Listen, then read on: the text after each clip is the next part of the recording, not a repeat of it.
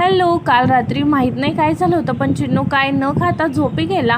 आणि मग सकाळी उठल्यावर ह्यांचं टिफिन वगैरे झाल्यावर हे कामाला गेल्यावर पहिल्यांदा चिन्नूला दूध चपाती वगैरे भरवलं.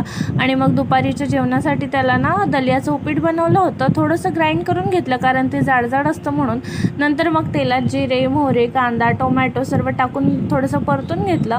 आणि नंतर थोडंसं हळद, मीठ आणि मिरी पावडर टाकून त्याला छान मिक्स करून घेतलं. आणि एक मोठा ग्लास पाणी टाकून थोडी उकळी येऊ दिली. आणि मग नंतर 1.5 चमचा ते दलिया टाकून त्याला छान शिजवून घेतला. आणि हे दलियाचं उपीट चिन्नूसाठी फर्स्ट टाईमच बनवलं होतं आणि त्याला ते खूप छान आवडलं, पण खाल्ला पण आवडीने.